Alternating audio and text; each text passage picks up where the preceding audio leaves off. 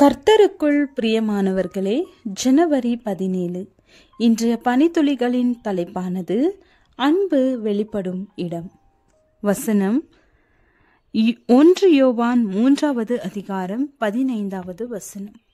தன் சகோதரனை பகைக்கிற எவனும் மனுஷ கொலை பாதகனாய் இருக்கிறான். ஆலயத்தின் வாசற்படி அருகே ஒரு மனிதன் உட்கார்ந்திருந்தான். தரையில் உட்கார்ந்திருந்தான். பிரசங்கத்தை கவனித்தான்.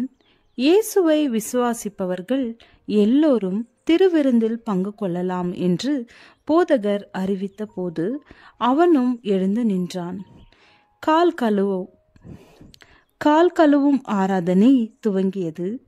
அவன் ஓர் ஏழை.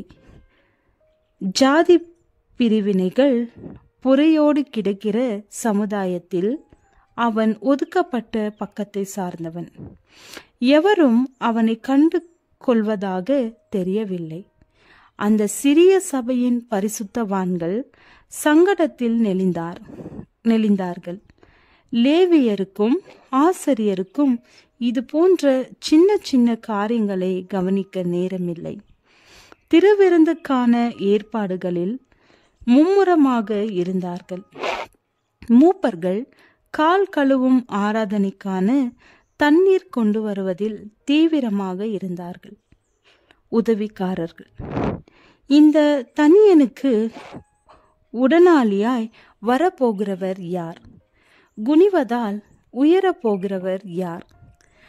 ரவி ஆனந்தன் எழுந்தார். பாத்திரத்தை எடுத்தார். தண்ணீர் வார்த்தார். அந்த தனியனை அழைத்து இருக்கையில் உட்கார வைத்தார். தரையில் முழங்கால் இட்டார் ரவி. தன் உடனாளியின் அழுக்கடைந்த கால்களில் நீர் வார்த்தார். கால்களின் அழுக்கை கழுவினார். பாத்திரத்தில் சகதி படிந்தது. 1 மாதத்திற்கு முன் ரவி இப்படிப்பட்ட காரியத்தை செய்திருக்க மாட்டார். அது தீட்டு என்று அப்போது நினைத்திருப்பார். இப்போது என்ன ஆகிவிட்டது? 1 மாதத்திற்கு முன்பாக இயேசுவை ஏற்றுக்கொண்டார் ரவி. புதிய ஏற்பாட்டில் எபேசியர் 2வது அதிகாரம் வசனம் 12-16 வரை வாசித்த போது அவர் தொடப்பட்டார். பிரிவினையாகிய நடுச்சுவர் நொறுங்கி போன காட்சியால் அவர் ஈர்க்கப்பட்டார். சுவர்களா இயேசுவா? 2ல் ஒன்றுதான்.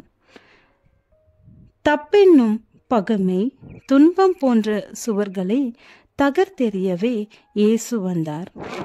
முன்பு ரவியின் உள்ளத்தில் இந்த சுவர்களை குறித்த பெருமை இருந்தது. ஆனால் இப்போது அவற்றை ஒதுக்கிவிட்டு இயேசுவுக்கு இடம் தந்துவிட்டார். அந்த தனியனை தொட ஆயத்தமாக இருந்தார். கிறிஸ்துவுக்குள் உருவாகிற இந்த புதிய தன்மை, அரவணைப்பு, ஒற்றுமை போன்றவற்றை உலகுக்கு வெளிப்படுத்தவே திருச்சபையை ஆண்டவர் ஏற்படுத்தியிருக்கிறார்.